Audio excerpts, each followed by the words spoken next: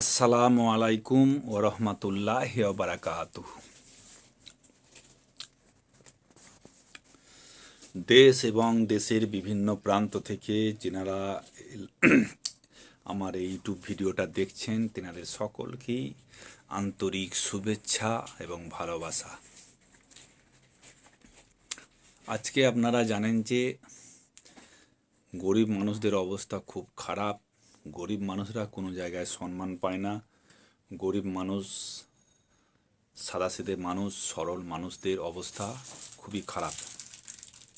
তারা কোনো ভালো কাজে তাদেরকে টাকা পয়সাওয়ালা লোকেরা সেই ভালো কাজে অংশগ্রহণ করতে দেয় না, তাদেরকে কেউ সাহায্য করে না।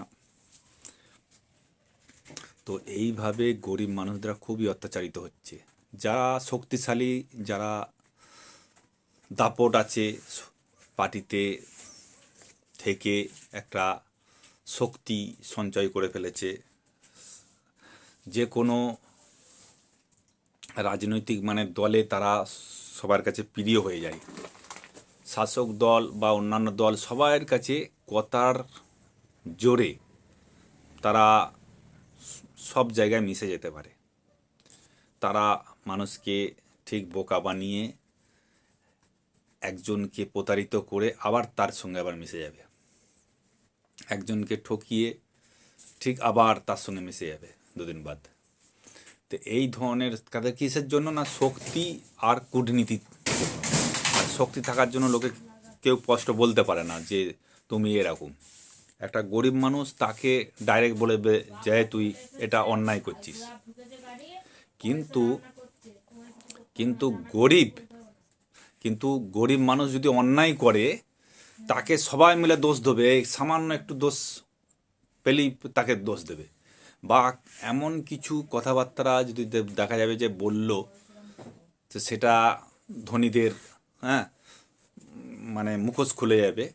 তো তখনই ধনীরা তখন ওই গরিব ব্যক্তিটাকে ধরবে, তুই কথা কেন বলেছিস। তো এইভাবে চলছে আজকে সমাজ ব্যবস্থাটা। তাই দেখা যাচ্ছে যে শক্তি আর টাকার কাছে সবাই হার।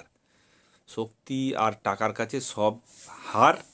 তো আপনারা যদি এই সরকার থেকে, এই সব গরিব মানুষদের সরকার থেকে গাদা গাদা টাকা দান করা হয়, আর ধনী মানুষরা আজে বাজে জায়গায় টাকা দান না করে শুধু গরিবদের দান করো, গরিবদের ঢেলে দাও। খালি গরিবদের গাদা গাদা টাকা ঢেলে দিলে হ্যাঁ, তবে গরিবরা স্বাবলম্বী হবে, তবে তারা একটা জোর পাবে, একটা নিজের ইচ্ছা বাসনা পূরণ করতে পারবে, একটা আনন্দের মধ্যে থাকবে।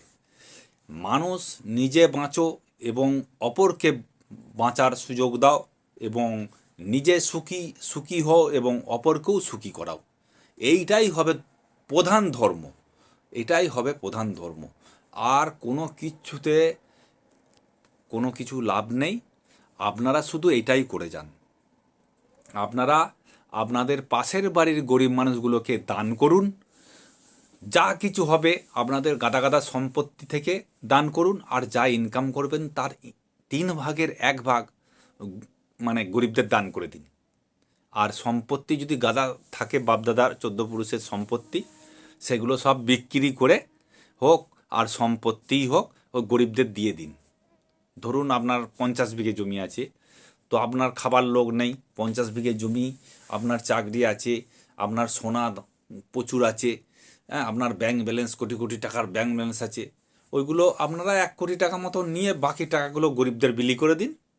আর আপনারা 50 বিঘে সম্পত্তি আপনারা 5 বিঘে কি 10 বিঘে রাখুন, আর বাকি সম্পত্তিগুলো গরিবদের 1 বিঘে 2 বিঘে করে বিলি করে দিন।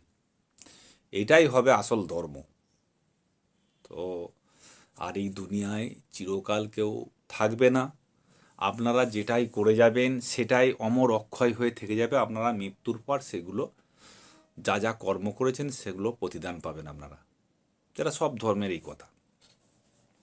তো আজকে এমন অবস্থা হয়ে গেছে কি বলবো। ইরানে এরকম চলছে। ইরানে ইরানে এই আয়াতুল্লাহ খামেনি জোর জবস্তি জোর জবস্তি, সেনাদের নিয়ে জোর জবস্তি জনগণকে একদম দমিয়ে রেখে দিয়েছে। তাই শক্তি আর টাকার কাছে সবই মানে পরাজিত, সবই হার। তাই শক্তি দিয়ে মানুষকে দমন করে রেখে দিয়েছে। তো এইভাবে দমন করে রেখে কোনো কাজ হবে না। আর মানুষের মন, মানুষের অন্তর এই যে চেপে রেখে যে পাপ কর্ম করছে, সে এটা হচ্ছে পাপ। গায়ের জোরে দমিয়ে রাখা, এটা হচ্ছে পাপ কাজ হচ্ছে। মানুষের স্বাধীন ইচ্ছাটাকে করতে দিচ্ছে না, স্বাধীন ইচ্ছা পূরণ করতে দিচ্ছে না। মানুষ যেটা চায় সেটা হচ্ছে যে যদি আমার পছন্দ না হয়, আমার যদি এটা করতে ভালো লাগে, এটা যদি অপরের কারো ক্ষতি না হয়, তো সেই মানুষকে সেটাই করতে দিতে হবে। অপরের ক্ষতি না হয়, মানুষের যেন তার নিজের ক্ষতি না হয়, এরকম কোনো কাজ জানি।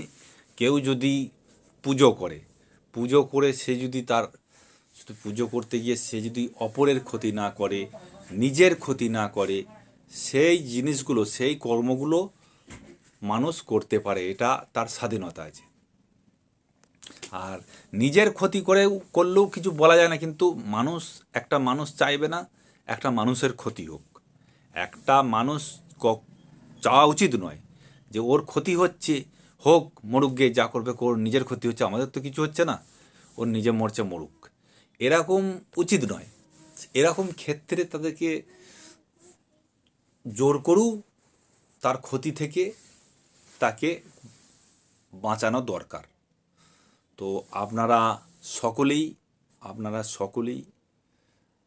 আপনারা মানুষের ভালো চাইবেন, গরিব মানুষকে দান করবেন, অসহায় মানুষকে দান করবেন।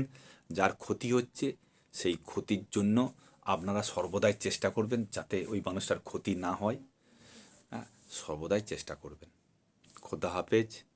দেখা হবে অন্য কোনো ভিডিওয়। ততক্ষণ পর্যন্ত বিদায় নিচ্ছি। খোদা হাফেজ।